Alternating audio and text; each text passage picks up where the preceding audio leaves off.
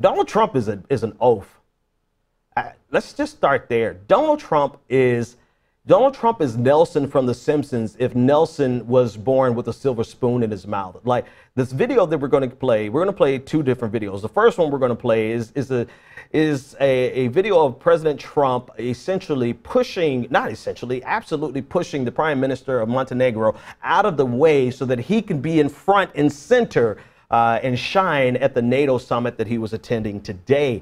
It is absolutely something to see. It goes by pretty quickly, but I want you to see exactly how he busts through and then, pops his collar essentially like nothing happened. Instead of me describing, let's just take a look at it. Here he is. And all right, that's it. It's pretty short. We're going to run it again because I don't want you to miss it. I want you to look at the expression on the face of the Prime Minister from Montenegro. He's like, oh, what just happened? And then he realizes, oh, it's nobody but Donald Trump. But Donald Trump, really, he's the kid at school who pushes everybody out of the way so he could get the first piece of cake or something. I don't know what's going on. But this is the president of the United States. This is who we have elected. This is not an ordinary human being. This is a man-child in every sense of the phrase. I mean, how else can you explain busting through the crowd so insecurely so that you could be front and center like this? I mean, this, and then pops his, nothing happened. This is who we've elected. For America, we have played ourselves, and this is the symbol of American exceptionalism abroad. This is what the world is now seeing is what we consider to be exceptional. This is the best that America could do. This is our representative to the free world. This is the most powerful man in the world. He's more concerned with being in the front of the line. I mean, let's be reasonable. For all intents and purposes, it's pretty safe to say that everyone would have turned and looked for the president of the United States and would have said, come on to the front. Or even before they stopped walking, they would have yielded to the president of the United States. Donald Trump doesn't realize he's the president of the United States. Donald Trump thinks that he still has to push his way through for him to be seen because he thinks that's an alpha male thing to do. I don't know what the hell he's thinking here. But the power of the presidency, and we're just going to talk in context of the way the world is right now. Not the way we want the world to be, not all the problems we see, but just the way the world is right now. The power of the presidency doesn't need an oafish man to push people out of the way to be noticed. The power of the presidency is simply the power of the presidency. You don't get the title of the most powerful man in the world by pushing people out of the way so that you can be front and center. This is, and I know we're laughing, but this is on so many levels embarrassing. This is embarrassing to have this man of this caliber, an oaf, a buffoon, to be our representative to the world. All right, so let's talk about the substance of what happened at NATO. Everything else, I guess, is low-hanging fruit. So the number one thing, two things happened today that jumps out that we have to discuss. Number one, if you looked at the trip of Donald Trump so far, as he's gone through Saudi Arabia and he's gone to Israel and he's now speaking in front of NATO, you notice his demeanor changed significantly at each stop. And his language changed significantly at each stop. In Saudi Arabia, he had nothing but glowing remarks, nothing but positive things to say. You would think that Saudi Arabia is our best ally in the world, the way he treated the king and the way he treated his host. But when he got to NATO, the summit today, he took it upon himself to chastise our partners, our allies, very directly and very harshly. And this is what the president had to say to our allies. I have been very, very direct with Secretary Stoltenberg and members of the alliance in saying that NATO members must finally contribute their fair share and meet their financial obligations.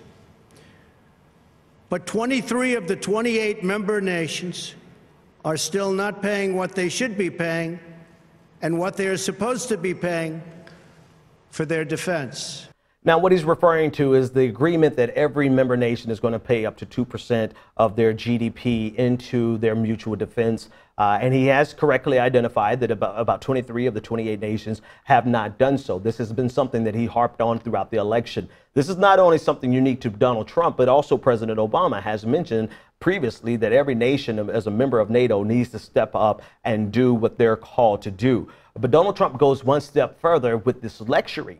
And in many respects, as you hear reports and different articles about this, the members of NATO, you know, they stood there graciously and they accepted it because what are they going to do? Challenge the president right there or show some sign of being upset? But in reality, they're very concerned not only by his desire to chastise him, but also they're concerned with the fact that he did not mention or reference Article 5. America's commitment to Article 5 of the NATO Charter, which is the Mutual Defense Clause, which means if someone attacks a member of NATO, then the United States will step in and support that nation, or not only the United States, but every member nation. The only time Article 5 has been evoked since its creation was 9/11.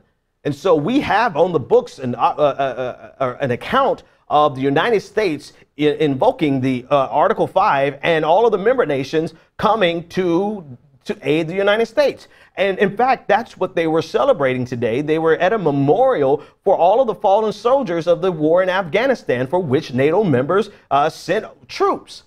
And so in this space where they are there to commemorate the Afghanistan war, where other nations sent troops and other nations' troops died, President Trump found that it was fitting for him to chastise them on an issue that could have been addressed at any other time, but he saw fit to do it at this memorial when they were commemorating the people from other nations and the United States who died in Afghanistan as a result of the war that came after 9/11.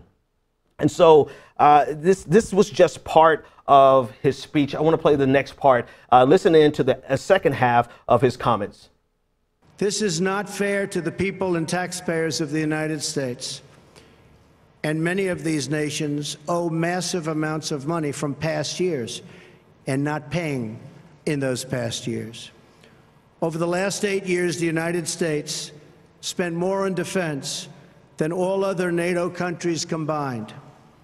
If all NATO members had spent just 2% of their GDP on defense last year, we would have had another $119 billion for our collective defense and for the financing of additional NATO reserves. All right, so the expressions, I'm laughing because of the expressions on the faces of the prime ministers that you saw there. It's either in amazement that Donald Trump is doing this, or it's just, they're mocking him on the side. I don't know what that was, but it was hilarious. But to the meat of the substance of what's going on here, I was listening to a report from NPR NewsHour, and I also read an article on this. This is not just an abdication of the responsibilities of the member nations, right? Many of the nations have presented plans to show that they are going to keep their commitment, which must be met by 2024. So this is not an annual commitment per se, but it's a commitment generally that must be met by 2024. And all of the member nations have set out plans for the generals, the Secretary General, showing that they're going to meet their commitments by 2024. Now, more than the nuances or the specifics, not the nuances, but more than just the specifics, here's the issue for me. You can see that Donald Trump, if nothing else, was prepared to have this speech with this group and to not condemn them, that's maybe too harsh, but to criticize them in this fashion. And in the context of giving this criticism, and as well as for the first time since the inception of NATO, the first time the President of the United States has not spoken to the commitment to Article 5, you have to pause and ask yourself, who does Donald Trump really consider our allies? That, you know, I've heard so much of the Russia conspiracies that it's almost laughable to me at this point. Everybody is Russia, Russia, Russia. You know, turn on MSNBC and everyone is like, Donald Trump is a Russian stooge. You know, he's either a Manchurian candidate or he's a willful stooge of Russia. And the issue I have with it is the combination of all the things that Donald Trump is doing. The combination of the things that he intentionally does not say, plus what he makes sure, and he goes over and above to dictate the exact amount of money that was lost because of the member nations. It really makes you gives you pause and ask where is Donald Trump's head with regards to the current alignment in the global order. Now, many people in my audience are like, well, you know, forget the global order. The global order is a current problem. I get that. And we've got plenty of videos. We could discuss that ad nauseum and go in depth. But if there's going to be a shift in the global order, we should discuss that. That's something that should be on the table for us to have a robust conversation. And Donald Trump is not signaling a firm commitment to NATO. He's signaling that he has a different agenda with regards to NATO than any other president that we've had in American history. So the question is, where are his true, not allegiances, but who does he consider to be his true allies? Because he did not lecture Saudi Arabia. Let's put a bow around it. Let's bring this together. He did not lecture Saudi Arabia. Saudi Arabia, of anyone he visited this weekend or this week, should have been criticized. He should have been criticizing Saudi Arabia for the human rights violations, for their continued war in Yemen, which we're helping through military aid, for all the things that is wrong with Saudi Arabia. He did not have one damning word to say, not even a single word of criticism, but yet he has all of this criticism for the member nations of NATO. It's moments like this, it's things like these that gives fuel to the Russia narrative. And as tired as you are and I am of the Russia narrative, you got to take a step back and say, okay, Jared Kushner, you had a meeting in January with Russians and you didn't bother to put it on the books, or you didn't bother to put it in your security clearance, when you know that all of America is waiting for just you to make one mistake with regard to the Russians, yet you make this mistake, quote unquote mistake. Number one. And then number two, Donald Trump, you go to the NATO summit and you go overseas on your very first trip. You say nothing to Saudi Arabia, but you have a detailed list of complaints for people that America traditionally considers to be allies. Here's the thing. I'll say this last thing. Let me make a correction. So they weren't there for the memorial. There was a memorial in the backdrop, but they were there for the opening of the new NATO headquarters. So I want to make sure I make that correction now before I get too far away.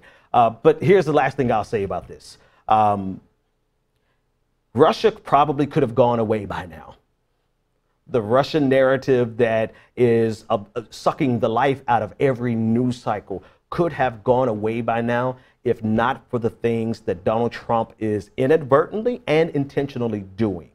So at what point do we take a step back and say, since Donald Trump is the one who's actually exacerbating this Russia narrative with all of his missteps and intentional things that he does, then we need to actually ask some questions about his relationship with Russia. Because I would like for it to go away probably more than you, but Donald Trump's behavior actually exacerbates it even more.